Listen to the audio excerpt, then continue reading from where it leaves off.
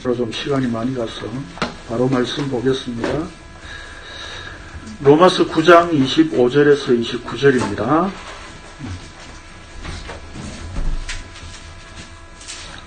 로마서 9장 25절에서 29절입니다.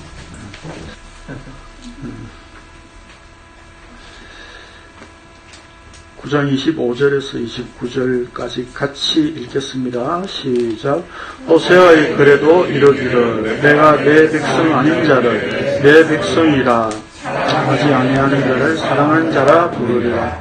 너희는 내 백성이 아니라 그곳에서 그들이 살아계신 하나님의 아들이라 일컬음을 받으리라 함과 같으니라. 또 이사야가 이스라엘에 관하여 외치되 이스라엘 자손들의 수가 비록 바다의 모래 같을지라도 남은 자만 구원을 받으리니 주께서 그 말씀을 이루고 속히 시행하리라 하셨느니라.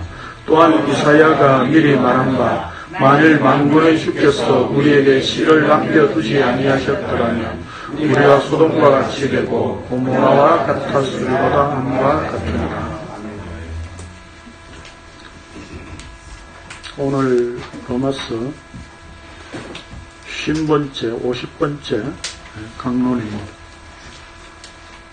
제목은 남은 자입니다. 제가 오래전부터 남은 자에 대해서 어떻게 설명드렸는지 기억나시는 분 계십니까? 남겼습니다. 아니. 넘어가겠습니다. 나중에 설명드릴게요. 기억나실 겁니다. 나중에 말씀드리면. 교환 보겠습니다. 성도의 삶은 하나님의 말씀과 관계없는 삶이 될 수 없습니다. 그렇기 때문에 신앙생활을 한다는 대부분 교인들은 내가 하는 어떤 일이 하나님께서 기뻐하시는 일이 되는가를 생각합니다. 내가 하고자 하는 일이 성경적으로 합당한 것인가 하는 생각이 내리를 떠나지 않으면서 자신의 올바른 행동으로 하나님을 기쁘시게 할 수 있다고 믿습니다. 그래서 삶의 모든 것이 성경적인가를 점검하기 위해 성경을 부지런히 읽고 공부해야 한다는 중압감을 가지고 있습니다. 사실 이런 모습들이요, 누구와 똑같은 겁니까? 유대인들과 똑같은 거죠. 왜요? 제가 열 말씀 할 때 드린 말씀이 그거였죠. 유대인들은 율법서 창세기부터 신명기까지의 책을 613가지로 율법으로 만들어냈죠. 그렇게 이제 추출해낸 거죠. 성경에 있는 본문들을 가지고. 그들은 거의 이 613가지를 거의 다 이렇게 암송하다시피 하고 있습니다. 어릴 때부터 늘 어머니가 성경을 들려주고, 그렇게 해서 늘 그 말씀을 이렇게 외우고. 그러니까 사실은 우리가 신약에 이렇게 사도들이나 이렇게 서신들을 썼을 때에 성경책을 옛날에 구약 성경을 탁 찾아가지고 읽고 그거를 이렇게 베껴 쓴 그런 게 아니라는 겁니다. 전부 두루마리나 뭐 이런 걸로 회당에 보관을 하고 있었기 때문에 웬만한 구약 성경 구절들은 다 이렇게 암송하고 있었습니다. 그렇기 때문에 사도들도 서신을 쓸 때에 자유롭게 그 구절들을 그냥 인용해서 쓴 거예요. 오늘날 우리가 생각하는 것처럼 뭐 컴퓨터 검색, 남은 자 검색하기가 남은 자 나오는 구절 그냥 복사해가지고 온 복붙, 그게 아니라는 겁니다. 네. 그러니까 유대인들은 율법을 어기지 않으려면 어떻게 해야 되죠? 율법을 죄다 외우고 열심히 공부를 해야 됩니다. 그렇잖아요? 그런데 지금 한국교회 교인들이 사실 그러고 있는 거죠. 우리가 어떻게 해야 하나님을 기쁘시게 할 것인가? 이것 때문에 성경을 보고 늘 이렇게 그 말씀에 심취해 있어야 되는 거죠. 그냥 뭡니까? 문자적으로. 그러다 보니까 목사님이 그걸 풀어가지고 해주면 그게 하나님의 말씀인 것처럼. 우리 교회 성도님들도 좀 이렇게 습관적으로 우리 목사님이 그 말씀 하셨잖아요. 그렇게 말하는데 중요한 거는 뭡니까? 제가 말한 게 하나님 말씀 아니잖아요. 예, 성경 말씀에 예. 성경 말씀에 이렇더라 하는 것이 더 중요한 내용이겠죠. 자, 아무튼 그래서 사실은 지금 한국교회 대부분의 교인들은 이렇게 성경을 공부해가지고 그 말씀대로 살아서 하나님을 기쁘시게 하려고 하죠. 오늘 아침에도 오면서 차에서 기독교 방송의 설교를 들었는데 우리가 우상숭배하지 않기 위해서 뭐 이래야 됩니다, 저래야 됩니다 그렇게 이야기하더라고요. 우상숭배하지 않으려면 뭐가 우상숭배인지 성경을 통해서 자꾸 이렇게 공부를 해야 된다고 생각하잖아요. 그렇죠? 네.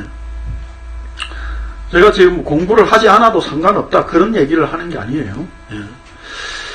그런데 문제는 우리가 성경을 마음대로 읽을 수 있다는 것으로 자신에 대한 정당성을 가지고 있다는 것입니다. 다시 말해서 죄인이 성경을 볼 수 있고 말씀이 이해된다는 관점이 아니라 의인으로 성경을 보는 것이고 열심히 읽고 공부하면 이해할 수 있다고 생각하고 성경 공부하는 것을 당연하게 여긴다는 것입니다. 여러분 오늘 제가 아침에 이 말씀 한번 던져볼게요. 이 화두를 한번 던져볼게요. 여러분 성경을 읽을 수 있습니까? 내가 성경을 본다고 지금 성경책을 펼쳤기 때문에 성경을 당연히 볼 수 있고 그냥 문자로 되어 있으니까 읽으면 내가 이해된다고 생각하십니까? 우리는 성경을 이렇게 인쇄된 책으로 가지고 있으니까 늘 펼칠 수 있고 늘 볼 수 있다는 것 때문에 이 성경을 그냥 본다는 것 자체에 그냥 어떤 정당성이 있고 내 스스로의 어떤 당위성을 가지고 있어요. 성경을 내가 펼칠 수 있고 이 말씀을 볼 때마다 그것이 십자가의 은혜로 이렇게 확인되어질 때에 그게 얼마나 큰 은혜인가라고 하는 것을 생각을 하시냐 이 말입니다. 내가 성경을 그래서 펼칠 수 있다는 것이 은혜라는 겁니다. 그런데 우리는 대부분의 교인들은 뭡니까?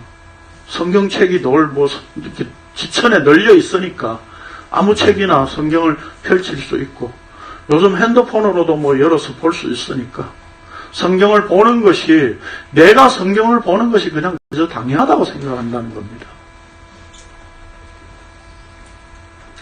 그래서 여기 표현제가 하는 말이 그 말입니다.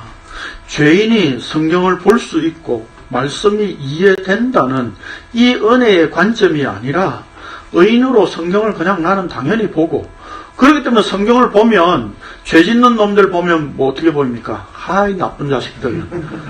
광야의 이스라엘 이 나쁜 자식들. 방금 하나님의 이적을 경험하고도 이따위로밖에 못해? 그렇게 보이는 거잖아요. 그렇죠? 그런데 내가 죄인이라고 하는 관점에서 성경이 보아지면 그 성경에서 범죄한 이스라엘의 그 모습들이 전부 다 내 모습으로 보일 수밖에 없는 거죠. 그렇기 때문에 이건 정당성이나 어떤 당위성의 문제가 아니라는 겁니다. 그러니까 우리는 성경을 읽는 것이 어떤 정당성, 당위성으로 생각하기 때문에 성경을 읽지 않았을 때나 성경을 좀 소홀히 하였다면 성경 공부를 좀 소홀히 하였으면 그만큼 하나님께 불충성한 것으로 생각하고 하나님께 죄송한 마음을 가지고 살아간다는 겁니다. 그래서 뭡니까? 주중 5장, 주중 3장, 주일 5장. 그렇게 읽으면 뭐 1년에 1독 한다고 그것이 마치 한국 교회 안에 율법처럼 돼 있죠. 그래서 그거를 안 하면 늘 하나님께 죄송한 마음을 가지고 있는 거예요. 오늘도 내가 성경 읽는 일에 불성실했구나. 그렇게 생각한다는 겁니다. 자, 그러나 제가 드리는 말씀 봅시다. 그러나 성도의 삶이 하나님의 말씀과 관계없는 삶이 될 수 없다는 의미는 진리의 영이신 성령께서 하나님의 말씀에 의해 살도록 주장하신다는 뜻입니다. 즉 신앙생활이란 성령께서 말씀을 가지고 하나님의 의에 비추어 우리가 하고자 하는 모든 것이 죄악된 것이라고 폭로하고 공격하신다는 뜻입니다. 이게 요한복음 16장 7절 8절의 말씀은 우리가 흔히 잘 알고 있는 의에 대해서 죄에 대하여 또 뭡니까? 심판에 대하여서 성령께서 책망하신다 그랬죠. 그 책망하신다니까 우리가 자꾸 뭐 잘못된 걸 막 이렇게 이야기한다고 하는데 그 죄에 대하여서 의에 대해 심판에 대하여 깨닫게 하신다는 의미거든요. 그걸 알게 하신다는 뜻입니다.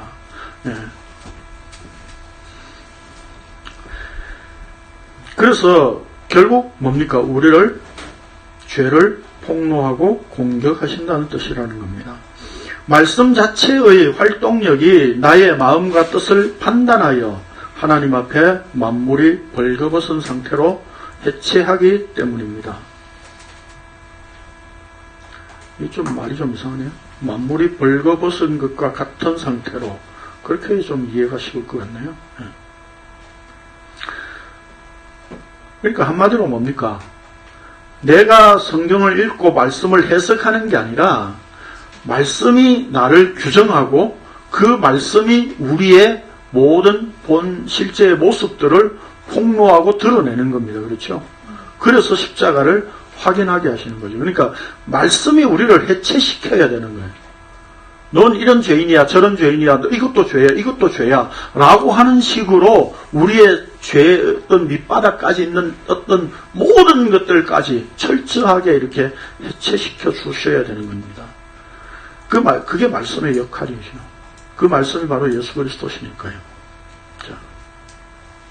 그래서 이것을 갈라디아서 2장 20절의 표현대로 하자면 내가 사는 것이 아니라 나는 십자가에 죽고 말씀이신 예수 그리스도께서 내 안에 사신다는 뜻입니다. 그래서 제가 이걸 신앙생활이라고 제가 카드 칼럼에서 말씀드렸었죠. 그러니까 우리는 신앙생활을 내가 뭔가를 자꾸 하는 것으로 착각하고 있는데 내가 뭔가를 하는 게 아니라 내 안에 그분이 사시는 생활이에요. 내 안에 그분이 삶으로 사시는 것. 그게 신앙생활이에요. 디모데후서 3장 15절에서 17절에 보면 또 어려서부터 성경을 알았나니 성경은 너희로 하여금 그리스도 안에 있는 예수 안에 있는 믿음으로 말미암아 구원에 이르는 지혜가 있게 하느니라. 모든 성경은 하나님의 감동으로 된 것으로 교훈과 책망과 바르게 함과 의로 교육하기에 유익하니 이는 하나님의 사람으로 온전하게 하며 모든 선한 일을 행할 능력을 갖추게 하려 함이라 라고 하였습니다. 여기에 교육 이런 말이 들어가니까 자꾸 성경을 이렇게 가르치고 교육해서 뭔가를 이렇게 변화시키려고 하는 의미로 우리가 자꾸 받아들이는데 성경의 어떤 기록 목적이라는 겁니다. 이게 자, 성경은 하나님의 감동으로 기록하셨기 때문에 하나님에 의해서만 알 수 있다는 것입니다. 그렇게 해서 세상에서 잘 사는 인간으로 만드는 것이 아니라 여기 뭐라고 했어요? 하나님의 사람으로 만드는 겁니다. 그러므로 하나님의 사람만이 하나님의 뜻을 이해하고 따를 수 있습니다. 우리가 성경을 볼 수 있다는 것은 하나님의 사람으로서 보게 된 것입니다. 그러니까 여기서 말씀하는 하나님의 사람이라는 의미는 어떤 뜻입니까? 하나님께 속한 자라고 하는 거죠. 하나님의 속한 자라는 뜻입니다. 하나님께 속한 자라.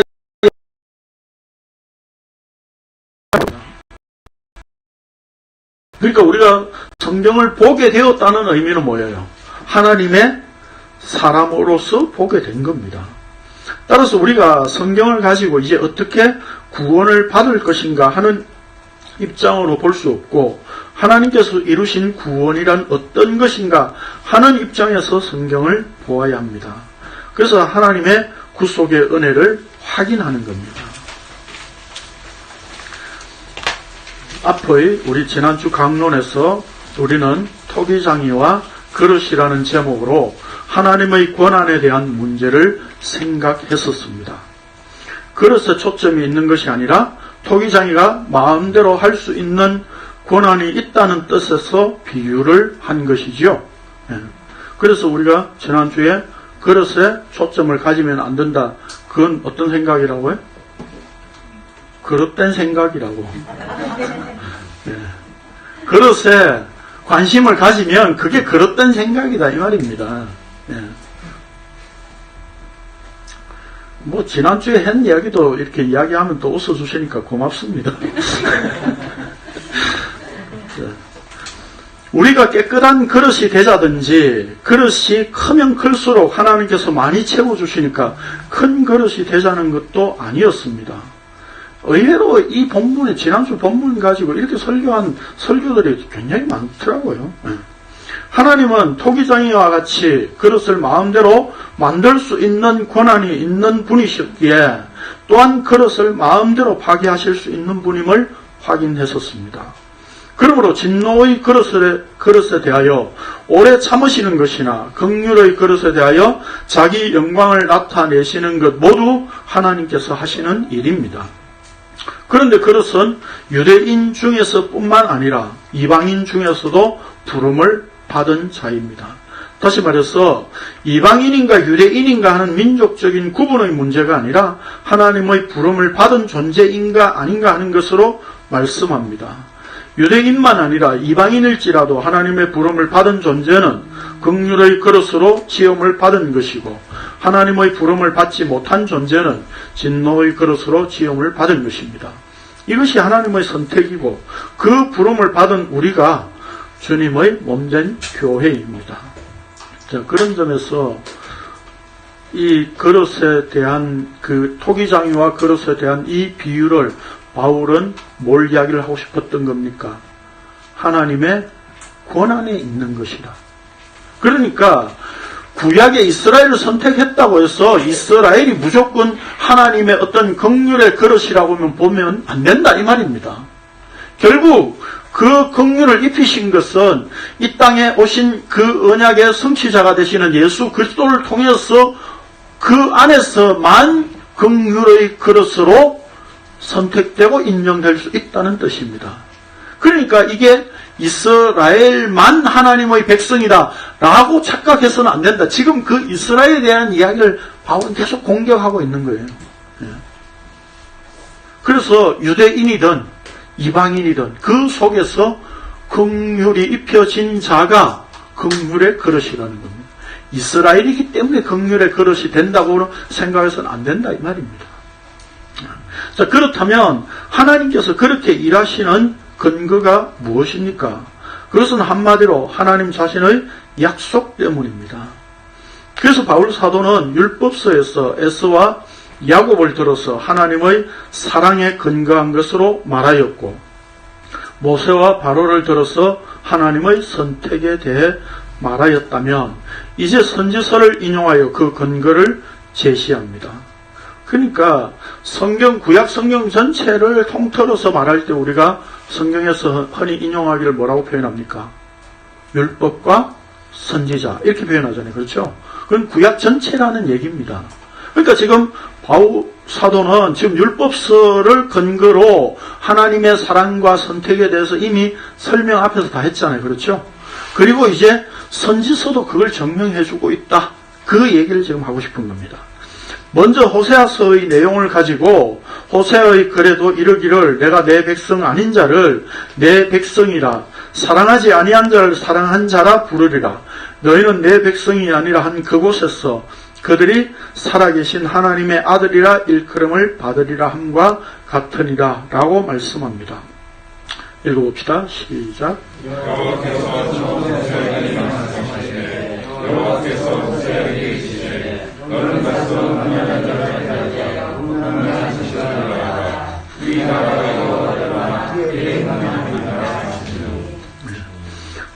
바울이 지금 바울 사도가 25절 26절 이 말씀을 인용한 것은 호세아 지금 먼저 1장 2절의 말씀입니다. 그래서 우리가 지금 그 말씀을 읽은 겁니다. 자, 음란한 아내를 취하여 음란한 자식을 낳아야 하는데 그것이 이스라엘 백성들의 모습이라는 것입니다. 그래서 호세아는 디볼라임의 딸 고멜을 아내로 취하여 자녀를 낳았는데 그 아들의 이름을 이스라엘이라고 하였습니다. 두 번째는 딸을 낳아 로루하마라고 하였고, 세 번째 낳은 아들에게는 로암미라고 이름을 붙였습니다. 이스라엘이란 하나님께서 흩으신다라는 뜻이고, 로루하마는 긍휼히 여김을 받지 못하는 자라는 뜻입니다. 그리고 로암미라는 말, 이 히브리어의 로는 열 말씀할 때도 말씀드렸었죠. 부정의 의미가 있는 겁니다. 그래서 로암미라고 하는 이름은 내 백성이 아니다 라고 하는 의미입니다. 이것이 바로 이스라엘과 하나님과의 관계였습니다. 그러나 하나님께서는 그들 중에서 다시 자기 백성으로 부르시는 자들이 있었습니다. 아직 하나님 편에서는 언약이 파기된 것이 아니었기 때문입니다. 그래서 호세아 선지자는 2장에서 이렇게 외쳤습니다. 시작.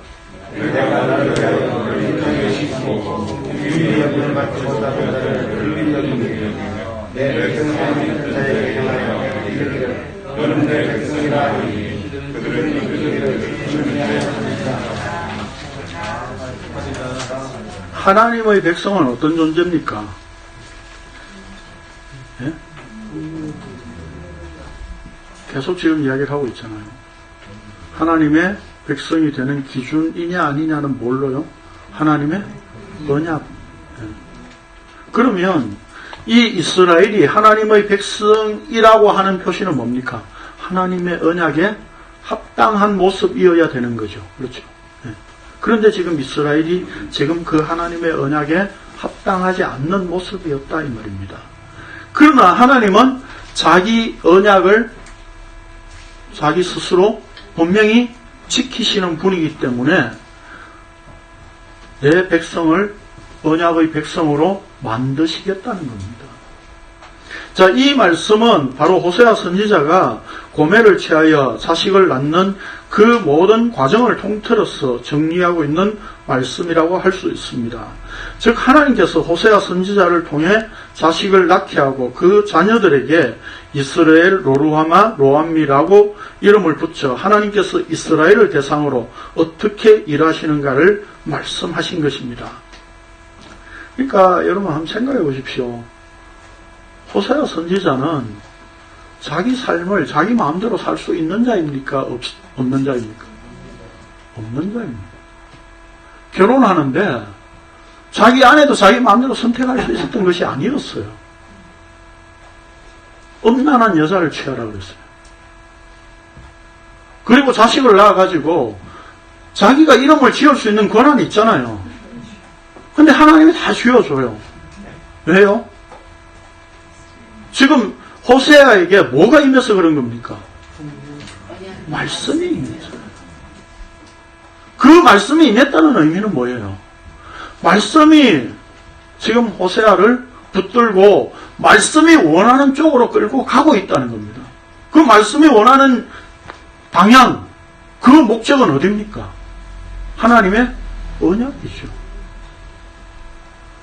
그러니까 오늘 우리가 제가 왜 서론에서 성경을 우리가 마음대로 볼 수 없고 성경을 본다는 것에 자기는 당연한 것으로 생각을 한다는 것이 왜 잘못됐는가라고 하는 것을 우리가 다시 한번 생각해 볼 필요성이 있는 겁니다.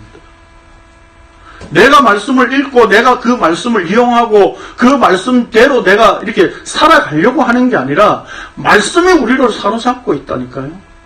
말씀이 우리를 끌고 가고 있다니까요. 이것이 인정되지 않으면 성경을 아무리 1독, 50독, 100독, 1000독을 하고 뭐 필사를 수십 건을 필사를 했다 하더라도 그건 아무 의미가 없는 거예요. 네? 아니 목회자들 가운데서도 후배 목사들한테 하는 성경 몇 독 했어. 그래가지고 목회하기 힘들어. 그런 이야기를 너무 쉽게 하는 거예요. 아니 성경 100독 1000독 하면 뭐예요? 네? 뭔가 신비한 사람이 됩니까? 한 100독 1000독 하니까. 아직 안 해보셔서 모르시죠 우리는. 성경을 문자적으로 읽었다는 게 수없이 많이 읽었어도 하나님께서 감동으로 기록하신 그 말씀을 열어주시고 허락해 주시지 않으면 우리는 성경을 읽는다는 게 아무 의미가 없습니다. 그래서 여러분 복음을 알고 나니까 성경이 말씀이 새롭게 보이잖아요. 새롭게 보이면서 옛날에 해결되지 못했던 의문이 가득 있던 그런 말씀들이 연결되면서 이렇게 막 이해가 되잖아요. 그렇죠? 그게 그래서 은혜인 겁니다. 성경을 아무리 공부해가지고 짜맞추려고 한번 해보십시오. 되는가? 안 될 때 있습니다. 그러니까 지금 이 호세아 선지자는 말씀에 사로잡혀 있었기 때문에 자기 삶을 자기 마음대로 살 수 없었던 겁니다. 어쩌면 오늘 우리도 말씀에 사로잡혀 있다는 것은 이런 의미로 받아들이지 않으면 우리는 말씀을 무시할 수밖에 없는 거예요. 자, 교환 봅니다. 즉 하나님께서는 이스라엘을 버리고 다시 새로운 이스라엘로 취해서 구원을 이루시는 것입니다. 이것이 하나님의 언약에 의한 구원의 방식입니다.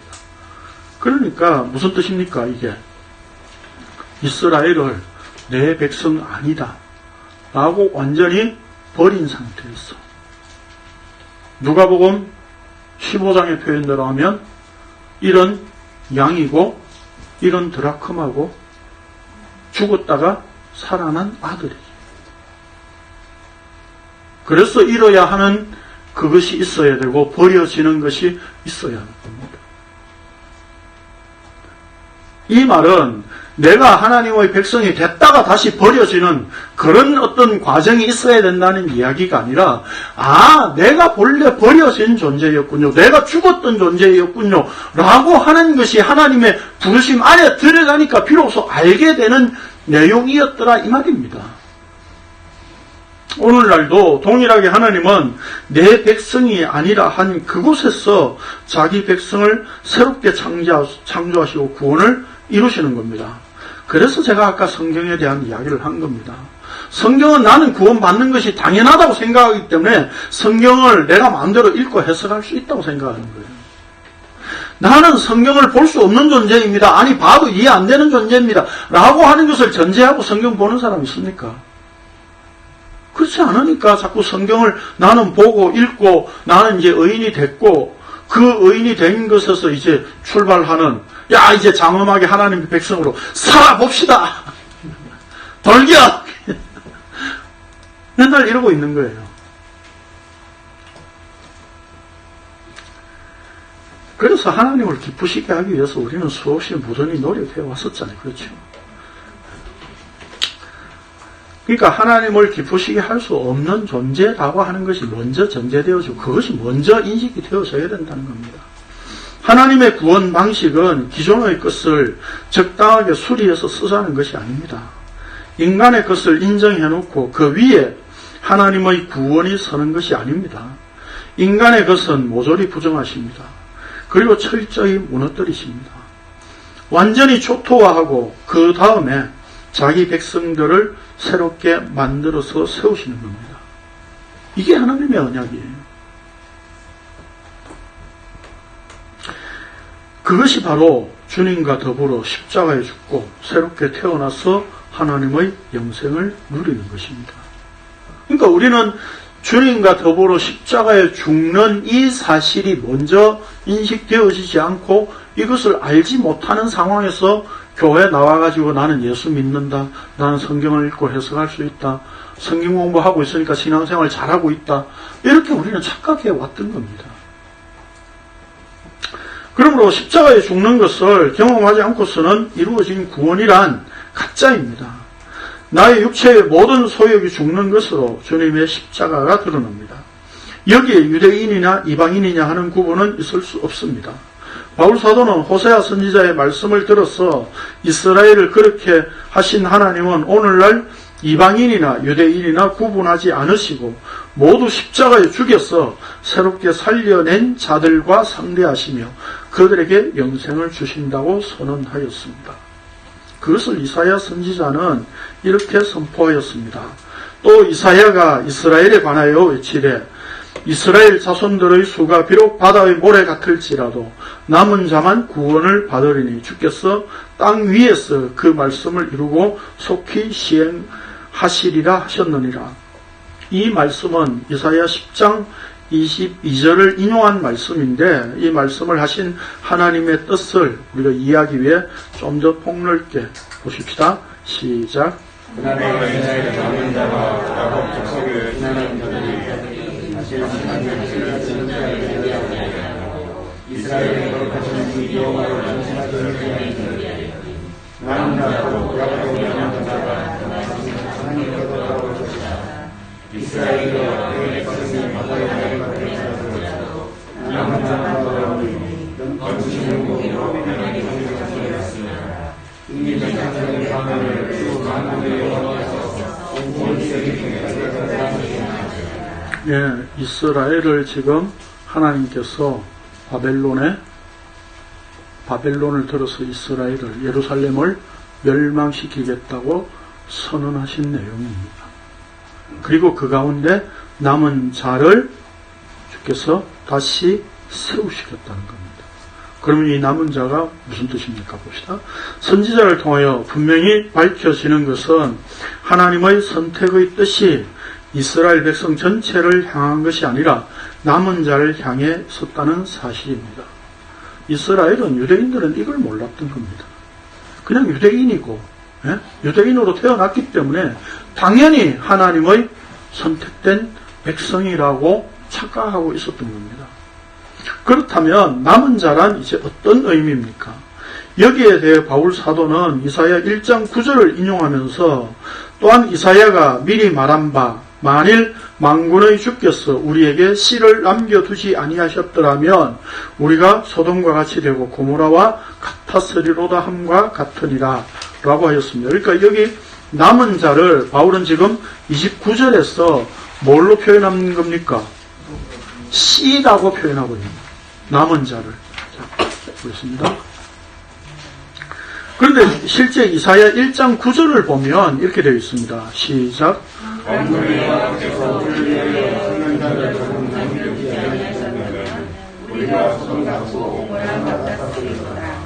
예. 여기에 생존자라고 우리 성경이 번역을 했는데 남은 자라고 번역을 하는 게 더 이렇게 분명합니다. 같은 단어예요. 그냥. 예. 여기 그러니까 남은 자를 조금 남겨두지 아니하셨다면 이렇게 말이 이상하니까 그냥 이렇게 번역을 한 것 같아요. 예. 생존자는 끝까지 이렇게 자기가 터미네이터처럼 살아 있어야 된다 이런 의미로 우리가 생각하기 쉬운데, 예. 그러니까 남은 자를 남겨두지 아니하셨다면 하니까 그 남은 자라고 한 의미가 특별한 대명사가 돼버린 거죠. 예. 그런 의미라는 겁니다. 자, 그래서 우리 성경에 생존자라고 번역하였는데 남은 자라는 말이고 이 말을 바울 사도는 씨로 표현하였습니다. 즉 남은 자를 씨로 이해하고 나타내고 있다는 것입니다. 이는 하나님께서 이사야 선지자를 부르실 때 이미 하신 말씀입니다. 그래서 6장에 이렇게 나와 있습니다. 시작. 여호와께서 사람들을 머리에 이기셔서 이 땅 가운데 행하는 것이 많을 그 중에 수에 의하여 나타났을지라도 이것도 함께하게 될 것이나 암담과 상수량과 대인을 하고 그 굴뚝이 나아갈 것 같이 올까 시간 땅에 던져지리라. 이 말씀 우리가 비유할 때 살펴봤었죠? 기억 안 나시죠? 네. 네. 참 감사하게도 우리가 자주 잊어버려요. 그래서 십자가가 늘 새롭게 이렇게 보이는 겁니다. 네. 감사하죠? 네. 자, 즉 하나님께서 예루살렘을 멸망시키실 것을 말씀하시면서 남은 자를 두시겠다고 하셨는데 그 남은 자가 거루터기로 비유가 되어졌고 그 거루터기가 거룩한 씨라는 것입니다. 그 거룩한 씨란 바로 언약의 후손입니다. 다시 말해서 약속의 씨. 네. 그래서 예수님께서 이 땅에 오셔서 비유를 통해 자신을 씨 뿌리는 자로 나타내셨는데 이 말씀은 곧 십자가에서 죽임을 당하시는 그것이 자신이 씨가 되어 뿌리는 것임을 나타내셨던 겁니다. 이게 우리 씨 뿌리는 자의 비유를 통해서 확인했었던 내용이죠. 네. 결국 하나님은 자기 씨, 즉 남은 자를 두시는 방식으로 언약을 성취하셨습니다. 호세아 선지서를 통해서 볼 때 이스라엘 백성들은 완전히 실패하고 말았습니다. 하나님은 이미 그들을 향해 내 백성이 아니라고 선언하셨습니다. 그러나 하나님은 남은 자를 통해 내 백성이 아닌 자를 내 백성이라고 하시겠다고 말씀하셨습니다. 그 남은 자가 바로 예수 그리스도이시고 십자가 죽음으로 언약의 성취자가 되셨습니다. 그러므로 오직 예수 그리스도의 십자가 안에서만 하나님의 아들이라 칭함을 받게 되고 영생을 누리게 되는 것입니다. 그러니까 이 남은 자라고 하는 것은 하나님께서 지금 바벨론을 들어서 유다를 멸망시키시고 예루살렘을 완전히 초토화시키시고 그들을 바벨론의 포로로 끌려가게 만드시는데 그 가운데서 살아남는 자라고 이야기하는 거예요. 그럼 그 남은 자를 두신 이유는 뭡니까? 하나님의 언약 때문이죠. 하나님께서 언약을 반드시 이루겠다고 하셨으니까. 그래서 그 남은 자가 바로 거룩한 씨라는 겁니다. 그들을 통해서 거룩한 씨, 즉 언약의 후손이신 예수 그리스도가 이 땅에 오신다는 이야기입니다. 그러니까 여기에 이 남은 자들은 바벨론 포로 중에서도 이제 하나님 말씀에 의해 남은 자는 정확하게 표현하면 남겨진 자죠. 그렇죠? 그러면 자기의 의나 어떤 자기의 공로를 주장할 수 있는 상황입니까? 남겨진 자이기 때문에 자기 스스로 어떤 살아남을 수 있었던 존재가 아니었다는 뜻입니다. 그래서 제가 예전에 남은 자를 설명할 때에 이렇게 말씀을 드렸었죠. 여기 사람들이 무리가 앉아 있는데 하나님이 저기로 가, 밖으로 나가세요 하는데 다 나가고 못 나가고 있는 사람이 여기 몇 명이 앉아 있었어요. 자기가 나가라고 했는데 일부러 말을 안 들은 게 아니라 알고 보니까 엉덩이에 본드가 붙어져 있어가지고 나가지 못한 거죠. 그들을 성경은 남은 자라고 이야기를 하고 있습니다. 비유가 너무 쉽게 이해되시죠? 내가 갈 수 있어서 가는 것도 아니고 앉아 있을 수 있다고 해서 앉아 있었던 것이 아니었던 거예요. 엉덩이에 본드가 붙어져 있었다니까요. 그래서 나가려고 해도 못 나갔다는 겁니다.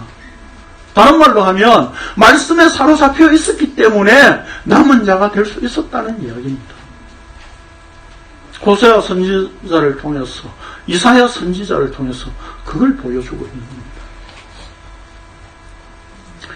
그렇다면 이제 봅시다. 호세아 선지자의 표현을 하자면 우리가 창녀이고 음란한 여자이고, 이사야 선지자의 표현대로 하자면 우리가 소돔과 고모라입니다. 주님의 몸된 교회요 성도란 거기서 부름을 받은 자들입니다. 그러니까 우리가 흔히 지옥 가야 할 존재 이렇게 자꾸 이야기하는데, 지옥 가야 할 존재가 하나님의 긍휼을 입은 것이 아니라 지옥에서 건져내신 겁니다. 이것이 하나님의 선택이고 은혜입니다. 그리고 우리가 이제 앞으로 지옥 가야 될 건데 하나님이 미리 못 가게 막으신 게 아니라 지금 이 땅에, 이 땅이라고 하는 지옥에 갇혀 있는 상태에서 하나님의 구원으로 빼내신 거예요. 그게 긍휼이고 은혜입니다. 그러니까 서론에서 말씀드린 게 이해가 되시죠? 이제 성경을 본다는 게 내가 지금 하나님을 섬기고 예수를 믿을 수 있어서 지금 성경을 볼 수 있는 그런 차원이 아니라는 겁니다. 나는 성경도 볼 수도 없고 봐도 이해가 안 되는 그런 존재였는데 성경을 보게 되었다는 것, 펼치게 되었다는 것, 말씀이 깨달아지고 이해되어진다는 것 자체가 뭡니까? 이미 하나님의 은혜가 주어졌기 때문이다 이 말입니다. 오늘 우리가 예수 그리스도가 믿어졌다는 것은 남은 자, 거룩한 후손, 씨이신 예수 그리스도와 함께 십자가에 죽은 자이기에 이제 나에 대해 말하는 자가 아니라 예수 그리스도를 말하는 자로 바뀐 것입니다. 그럼에도 불구하고 우리는 모일 때마다 늘 나를 이야기하죠. 네. 나는 성경 보는데 왜 그 사람은 보고 이해가 안 되는지 몰라. 안 되게 돼 있다니까요. 네? 안 되게 돼 있다니까요. 나는 복음을 쫓아왔는데 왜 저 사람은 또 못 오냐고. 네? 못 오게 되어 있다니까요. 거기에 본드가 붙여져 있다니까요. 네? 세상 지옥에 그냥 붙들려 있는 거예요. 그러니까 결국 남은 자라고 하는 그 거룩한 씨이신 예수 그리스도에 의해서 우리가 그 남은 자 안에 십자가의 은혜로 흡수되어졌기 때문에 가능한 거예요. 그런데 그 십자가에 흡수되어졌다는 의미는 뭡니까? 십자가에 죽은 자라는 얘기예요. 늘 말씀드리듯이 예수 그리스도의 십자가는 그분이 이루신 놀라운 역사이기 때문에 그 언덕으로 내가 지금 예수를 알고 믿게 되었다라고 하는 게 아니라 예수 그리스도 그분이 십자가에 죽을 때 나도 죽었다니까요. 죽었다는 것을 알게 된 자, 그 사람을 바로 교회라고 하고 성도라고 하는 거예요. 그러니까 호세아 선지자를 통해서 하나님께 말씀하신 게 뭐예요? 내 백성이 아니다 하는 거기서 하나님의 백성을 만들어내시는 이게 하나님의 남은 자의 사역이에요. 그 남은 자의 일이에요. 그러니까 우리가 뭡니까? 십자가에 완전히 죽은 자라는 거예요.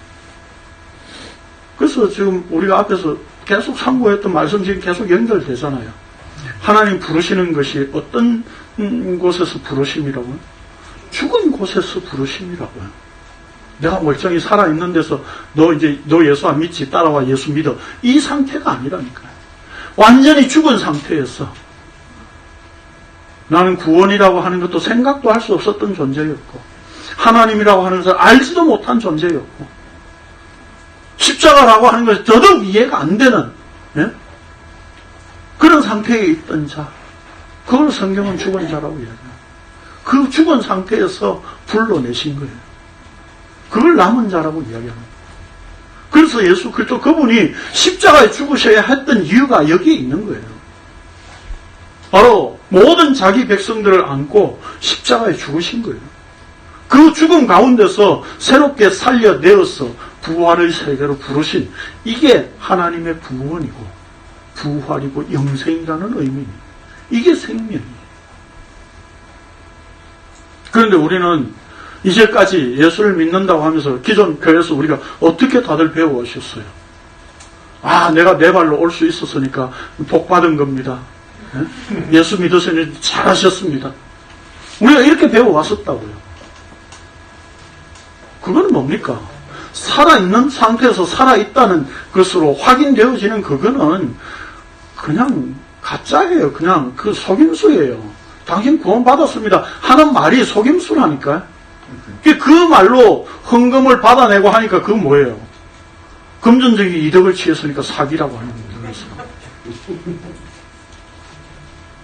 그게 사기예요. 그 사기에 우리가 수없이 농락당해 왔었다고요. 십자가 모르니까. 그런데도 우리는 또 이제 살아났으니까 이제 내가 내 돈 가지고 하나님을 위해서 헌금하고 선교하고 뭐 봉사하고 할 겁니까? 이딴 거 다 죽은 거라니까요. 죽은 거 우리는 붙들고 아직도 지금 내가 예수 믿는다 십자가에 죽었다 하면서 내 거 이야기하고 나를 이야기하고 있어요. 네? 다른 사람과 자꾸 비교해서 내가 예수 믿는 게 맞는지 안 맞는지 확인하고 싶다. 그런 우리 확인을 해야 될 필요가 없다니까요. 다른 사람과 백날 비교해봐 똑같은 죄인이에요 그냥. 아니 우리 하나님 그 말 있잖아요. 뭐 길 가는 사람 붙잡고 물어봐라 내 말이 맞지. 길 가는 사람도 똑같은 한 통속인데 뭐 물어봤자 똑같은 이야기 나올 수밖에 없는 거지. 그 뭐 새로운 이야기 나오겠어요? 네? 그냥 다 자기 자신을 증명하기 위해서 그냥 하는 말일 뿐이잖아요. 인간은 이렇게 끝없이 자기 증명을 위해서 살아가는 존재라니까요. 예수 믿는다는 것은 이제 내 생명을 위해서 존재하는 것이 아니라 십자가만 드러나는 존재로 죽은 상태에서 불러내셨다니까요. 그게 생명이에요. 그걸 하나님의 은혜로 이루셨다 이 말입니다. 오늘 우리가 이 죽은 상태에서 불려 나와진 은혜, 그걸 가슴 깊숙이, 이 폐부 깊숙이 허리에 식은땀이 흐를 정도로 정말 하나님의 은혜를 소중한 것으로 긴장감을 가지고 생각하시냐 이 말입니다. 우리는 하나님의 은혜, 십자가 이야기를 늘 들으니까 그저 타성에 젖는 경우가 있을 수 있습니다. 그래서 하나님께서 말씀으로 우리에게 자꾸 확인시키시는 거예요. 오늘도 그래서 오늘 내가 나올 수 있었던 것이 아니라 주께서 우리를 부르셨기 때문에 죽은 상태에서 살려내서 오늘도 여기에 끌어다 놓으셨기 때문에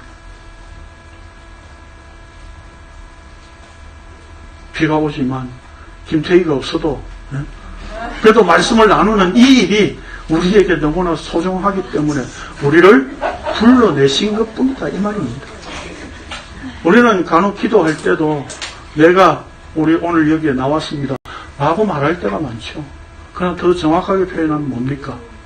죽은 나를 주의 성령께서 오늘도 여기에 끌어다 놓으셨군요.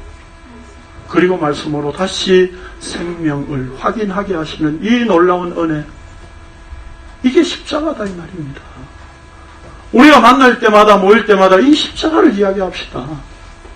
내 얘기 해봐야 늘 짜증나고 서로 비교만 되고 자꾸 마음만 상하잖아요.